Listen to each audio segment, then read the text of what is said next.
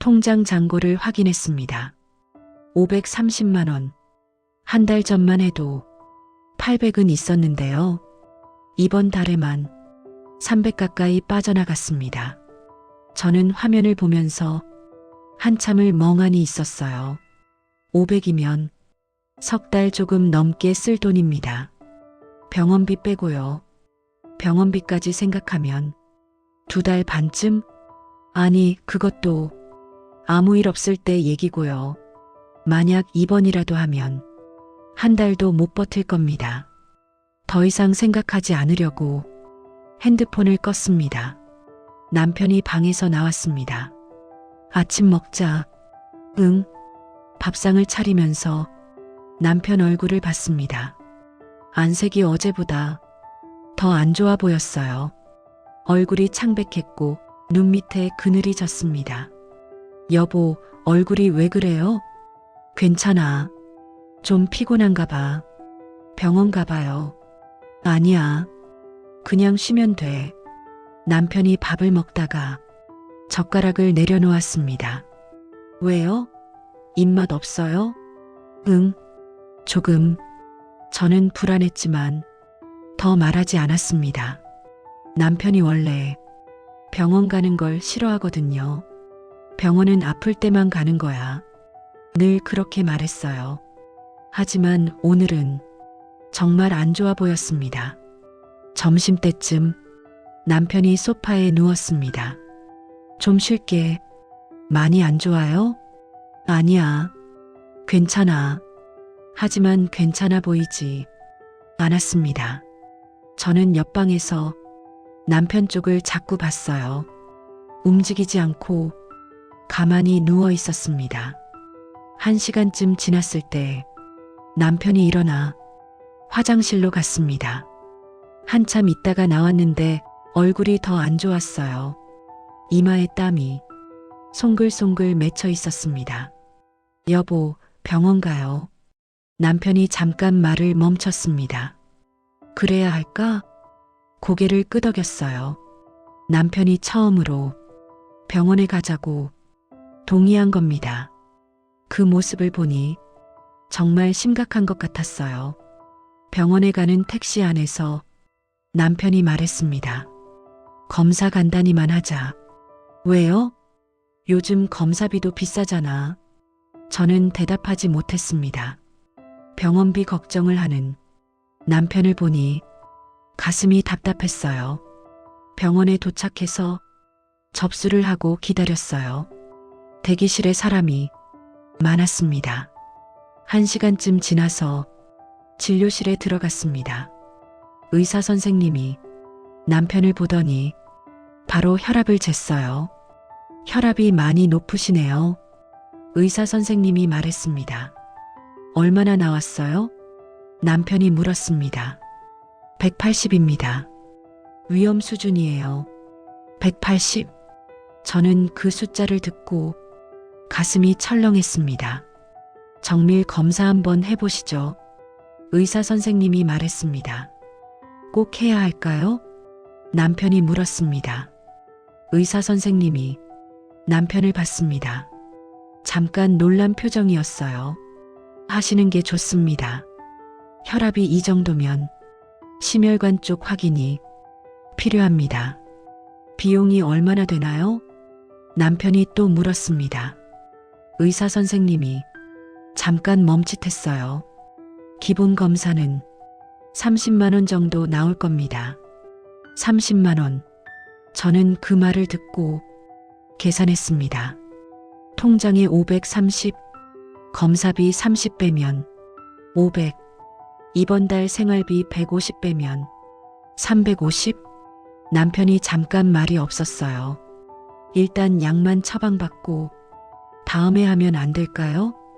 의사 선생님이 한숨을 쉰 것 같았습니다.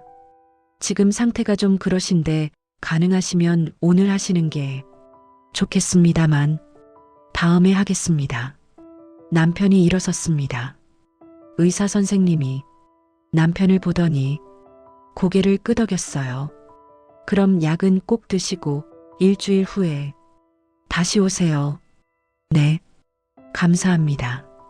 약 처방전만 받아서 나왔어요. 복도를 걸으면서 저는 남편을 봤습니다. 남편이 고개를 숙이고 걸었어요. 무거운 발걸음이었습니다. 약국에서 약을 받으면서 약사님이 물었습니다. 검사는 하셨어요? 다음에 하려고요. 약사님이 남편을 잠깐 보더니 약을 건넸습니다. 혈압약 꼭 드세요. 걸으시면 안 됩니다. 네. 일주일분입니다. 7만 원 나왔습니다. 7만 원. 약값도 만만치 않았어요. 저는 카드를 내밀면서 생각했습니다. 검사는 못했지만 약값은 이렇게 나가는구나. 집으로 오는 길에 남편이 말했습니다. 미안해. 왜요? 검사 못해서. 저는 남편 손을 잡았습니다. 괜찮아요. 다음에 하면 되죠. 하지만 우리 둘 다 알고 있었어요. 다음이 언제가 될지를요. 아니, 다음이 올 수 있을지도요. 집에 오자마자 핸드폰이 울렸습니다. 작은 아들이었어요. 어머니, 지금 통화 괜찮으세요? 응. 형한테 연락했어요? 아니, 왜? 형수가 전화했거든요. 형이 요즘 많이 힘들다고. 저는 대답하지 못했습니다.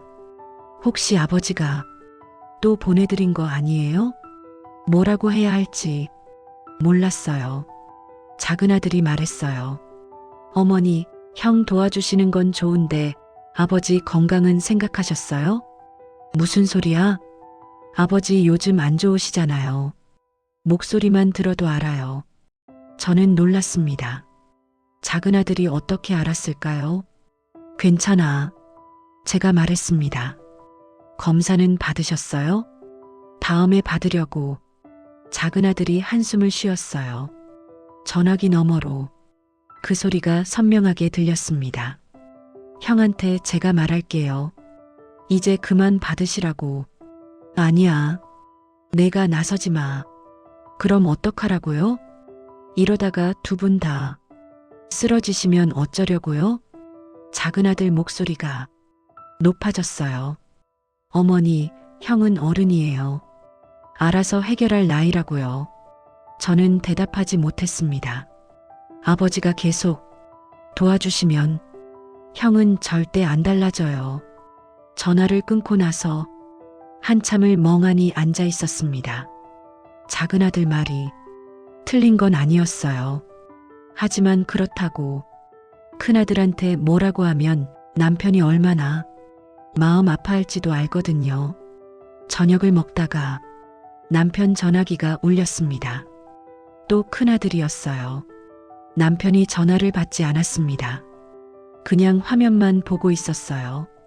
벨소리가 울리고 또 울렸습니다. 안 받을 거예요? 제가 물었습니다. 모르겠어. 남편이 전화기를 내려놓았습니다. 벨소리가 멈췄어요. 식탁 위에 정적이 흘렀습니다. 밥을 먹는 소리만 들렸어요. 잠시 후 문자가 왔습니다. 남편이 문자를 확인했습니다. 그리고 한참을 그대로 앉아 있었어요. 뭐래요? 제가 물었습니다. 남편이 핸드폰을 건넸어요. 화면에 글자가 떠 있었습니다. 아버지, 죄송합니다. 이번 달 정말 급해서요. 가능하시면 연락 주세요. 저는 문자를 보면서 아무 말도 할 수 없었습니다. 남편도 말이 없었어요. 우리는 그렇게 한참을 앉아 있었습니다. 밥그릇 앞에서요. 식은 밥을 보면서요. 남편이 일어나 방으로 들어갔습니다. 저도 따라 들어갔어요. 남편은 이불을 덮고 누워 있었습니다. 불을 끄고 나서 저도 누웠습니다. 어둠 속에서 남편의 숨소리가 들렸어요. 잠든 건지 깨어 있는 건지 알 수 없었습니다. 저는 천장을 보면서 생각했습니다. 내일 아침이 되면 남편은 아들에게 전화를 할까요? 아니면 이번엔 안 할까요? 오늘 병원에서 검사도 못 받았는데 그래도 또 돈을 보낼까요? 통장에 530, 200 보내면 330, 두 달치밖에 안 남아요. 그리고 만약 남편이 쓰러지기라도 하면 그때는 정말 어떻게 해야 할까요? 입원비는 어떻게 내고 검사비는요? 약값은요? 생각할수록 답이 없었습니다. 저는 눈을 감았어요. 하지만 잠은 오지 않았습니다. 옆에서 남편이 작게 신음했습니다. 아픈 건지 괴로운 건지 모르겠어요. 저는 남편 손을 잡았습니다. 차가웠습니다. 이불 속인데도 손이 차가웠어요. 남편이 제 손을 꽉 쥐었습니다. 그 손에서 떨림이 느껴졌습니다. 불안, 두려움, 미안함, 그런 것들이 섞여 있는 떨림이었어요. 저도 남편 손을 꽉 쥐었습니다. 우리는 그렇게 어둠 속에서 서로의 손을 잡고 누워 있었습니다. 아무 말 없이요.